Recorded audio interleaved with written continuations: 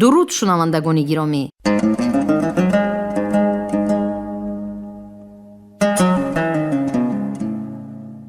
با توجه شما گفتار ادبی از سلسله خوانش بدیعی از روی اثر درون دنیای نویسنده خلقی تاجیکستان فضل‌الدین محمدیف در قرائت هنرمند شایسته تاجیکستان باباخان ستاری. آغاز گفتار 12.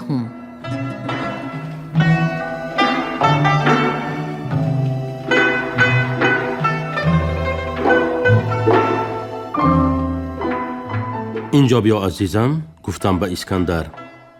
چی میگویی؟ اول آوازش به گوشم رسید و همین که چشمانم را پوشیدم خودش هم در نزدم حاضر شد.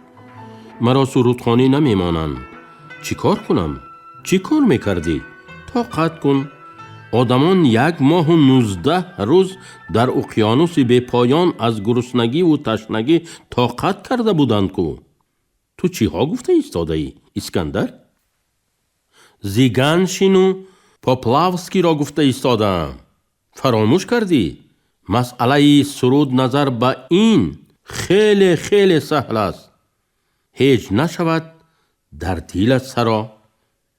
سفسطه نگوی، در دل سروده نمی شود. سر چی پروای گرس ندارد.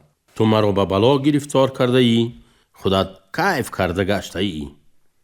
با کدام بلا؟ همین سفر دیاخی.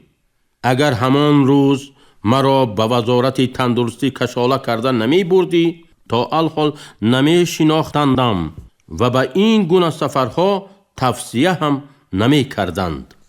واهمه نکن، به سر تنگی آسیاب نگشته است. ای با تو گپ زدن آسان. احتمال خودت حاضر شیمت را تازانو برزده لبلب یگان نهر 60 قلماق برداشته گشته ای. منی بیچاره. بگاهی فهمیدیم که قاریکه از نام حاجیان به شاه عربستان سعودی اعلی حضرت ابن سعود برقیه تلگرام فرستاده احوال ما را بیان کردند. گفتند که 1 گروه مسلمانان اتفاق سویتی در نیمی راه احرام در تن تشنه به زیارت وطن عزیزی پیغمبر منتظر طیاره نشستند. اعلی حضرت همایون دست یاری به ما دراز کنید.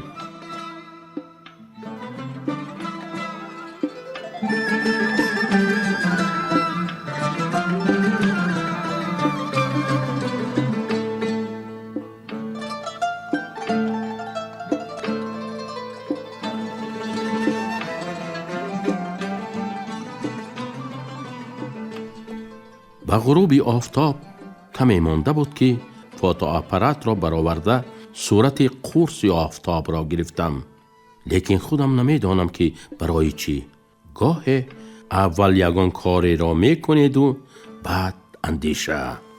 در این دیار هوا زود تاریک می شده است.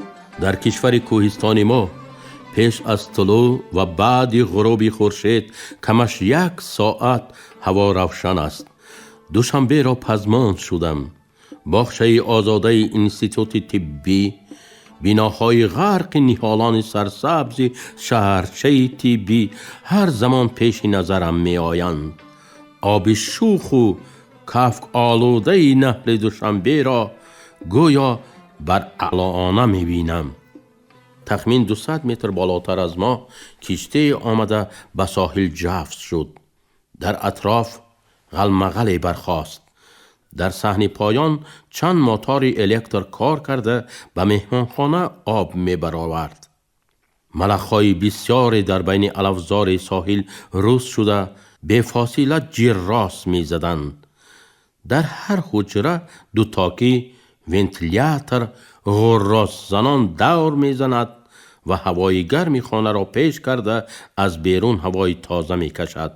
ولی هیهات، هوای بیرون ذره سیرونتر نیست. نفس میکشید و گمان میکنید که هوا را نه، اطاله شیرگرم سیماب بر این وزنین و غفص را به درون میکشید. در عربستان حالمان چی میشده باشد؟ اگر حکایه های حاجی عبدالخلیل اکر راست باشند در ریگستان تفسان بیابان عرب از امتحان جهنم خواهیم گذشت.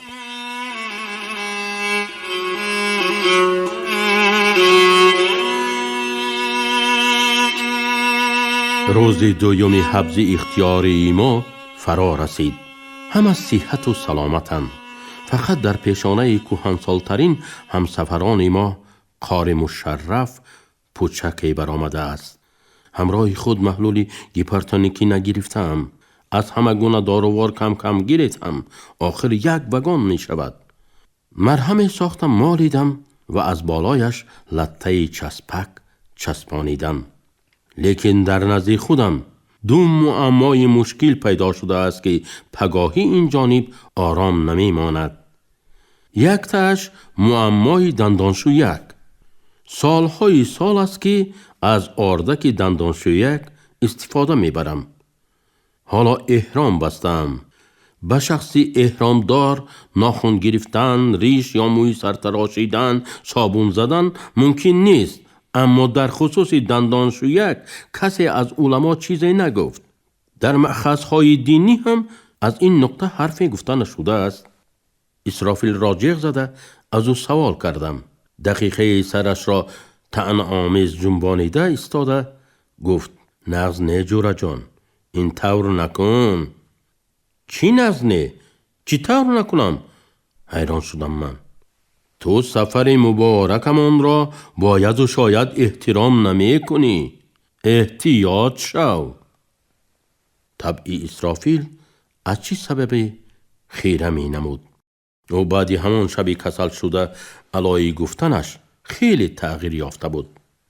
مجبور شدم که همه صنعت سخن پردازی ام را به کار انداخته جدیت سوال خود را به او فهمانم. نهایت نائب الرئیس من گفت که دندانشویک را در کنج چمدانت پرتافتمان یگان وقت در کارت می شدگیست. خودم را کاهش می کردم که بیجا به او این سوال را دادم. اگر از روی منطقی قاعده های حج فکر می کردم جواب را خودم هم پیدا می کردم. راست دیه مادامی که صابون زدن، ناخن گرفتن، ریش تراشیدن ممکن نباشد، تازگی دندان و دهان به کی لازم؟ هر قدر بیشتر و چرک و قرق آغشته شوید همان قدر خوب است. یعنی به خدای تعالی همان قدر روشنتر عیان می شود که شما حتی جسم و جان خود را فراموش کرده اید و در کله‌تان فقط فکر و ذکر خداوند است و رسول برحق او. لیکن از روی انصاف گوییم گناه من هم چندان عظیم نیست. پیشکی یک انیق کنم گفتم دیه. حضرت ابن حنبل مثلا قبل از آن که تربوز خورد چند مدت حدیث پیغمبر را ورق زده از علمای دیگری عالم پرسجو کرده فهمیدنی شدند که آیا حضرت محمد مصطفی صلی الله علیه و سلم در وقتش تربوز تناول کرده بودند یا نه؟ چون از این میوه چشیدن یا نچشیدن آن حضرت را معین کردن نتوانستند، یعنی در این باره اشاره انیق پیدا کردن نتوانستند، آن وقتها قصص الانبیا و قابوسنامه ها هنوز به دنیا نآمده بودند. یک عمر تربوز نخورده از عالم گذشتند. همین خیل ذاتی دقیق کار بودند. حضرت ابن حنبل من باشم میخواستم که موقعی دندانشویک را معین کنم. مگر این گناه است؟ مادامی که سوال یکم باعث آزار خاطری جورم شد قرار دادم که سوال دویمم در دلم پوسیده رود. اکنون میگویم که معمای دیگر درباره قتل خاموشک بود.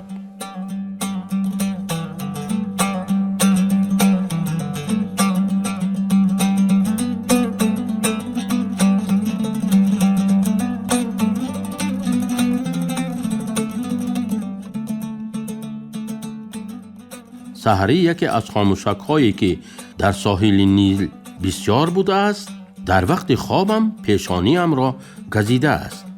من آن را خواب آلوده زده کشتم. پرسیدنی بودم که آیا غیر اختیار کشتن خاموشک گناه می شود و به جریمه آن گوسفند کشتن ضرور است یا خود در خواب بودنم جنایت مرا سبک می نماید؟ بگذار اکنون این معما تا ابد حل نشده ماند. نهاری امان را در صحن کشتی تناول کردیم. بعضی ها با آوازی پس با هم از این و آن صحبت می کردند. کهنسالان در جای نشستشان پینک می رفتند. اسرافیل از من دور نشسته است. از افتش قصداً خود را به کنار می گیرد.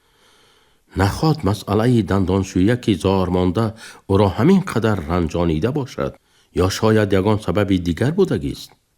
الله نظر در هر 5-6 دقیقه با آوازی بلند بناگاه الحمدلله الحمدلله گفته پینکی همه را می پراند، اما به او کسی گپ نمی زند، زیرا به خدا هم گفتن ثواب است، اگرچه همچو همه دیگر کارها باید مورید و معیار داشته باشد.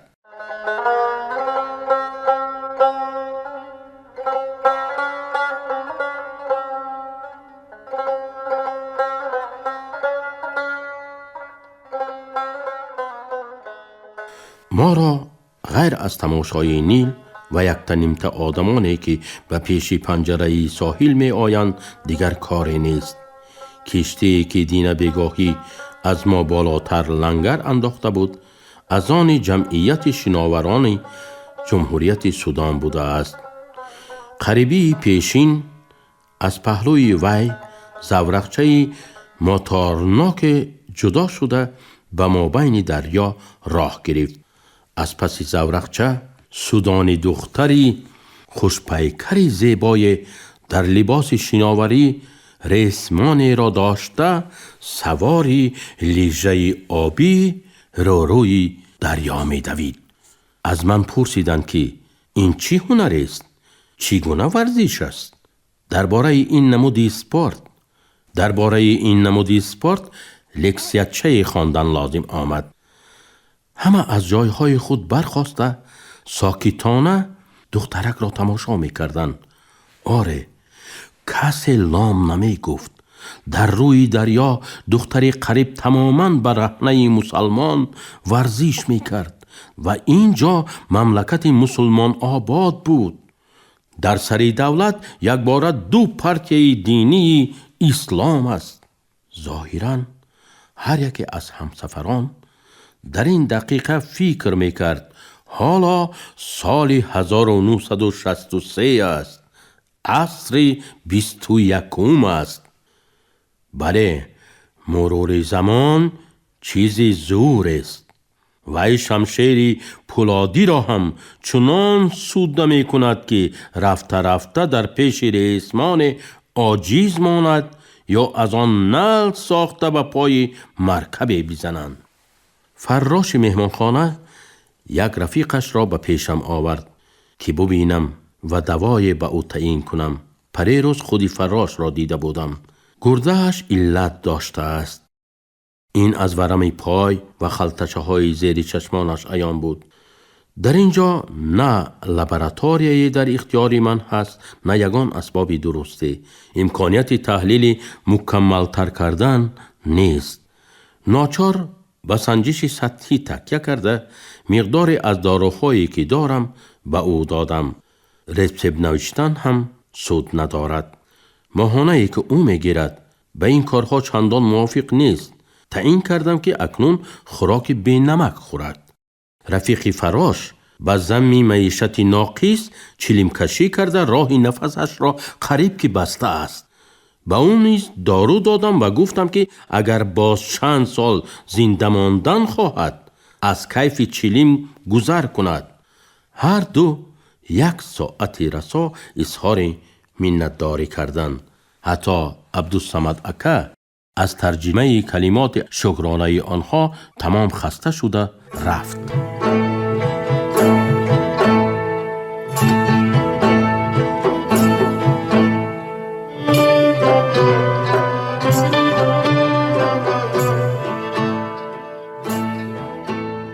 باز مدت آنها به حجره من آمده تعظیم و تواضع کنان کیمچی ها می گفتند: الحمدلله، الحمدلله، طیاره ما آمد.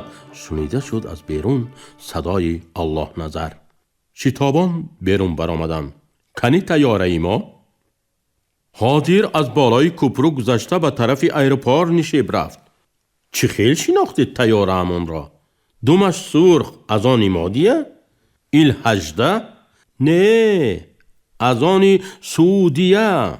توبه، طیاره عربستان به او الکی از آن خودمان شده است. امام دیه عجب نیست که مکه مکرمه برای وی مرکز کائنات باشد و مدینه منوره ناف زمین. راه رو صحن دو کشتی را با قدم چین می کنم. پایان می فرایم. به نیل چشم می دوزم. بالا می برایم. مردمی در کوچه گشته را از دور تماشا می کنم. احرامم امروز به تنم نقش چسبیده ایستاده است، چون که از بیکاری در پیش آینه جیوان چند بار کشاده از سر نو بستم. مشق کردم. دیروز هنگامی راهگردی یک دستم در نیفه بود. چیست که زاده آدم ناموزد.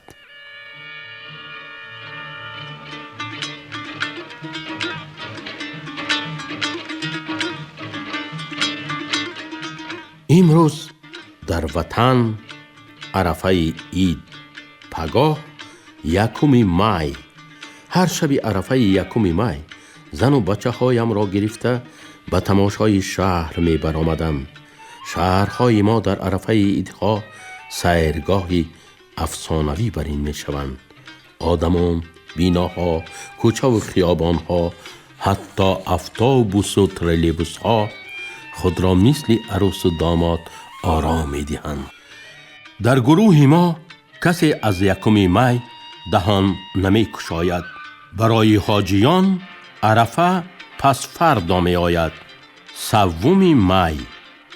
می عید قربان است. عید آن روز است که حضرت ابراهیم پسر خود حضرت اسماعیل را در راه رضایت خداوند سرزدنی بودند. اما پروردگار رحمان حضرت جبرائیل را بفرستاد که به ابراهیم بگو دست نگاه دارد. صداقت وی به ما عیان شد. برای آن که شستش نگردد انا این گوسفند را برده بیده و بگو که به جای فرزندش بکشد. ما راضی و قانع می شویم. از روزی که من این قصه را شنیده بودم به حضرت جبرائیل مهری مخصوصی می پرورم.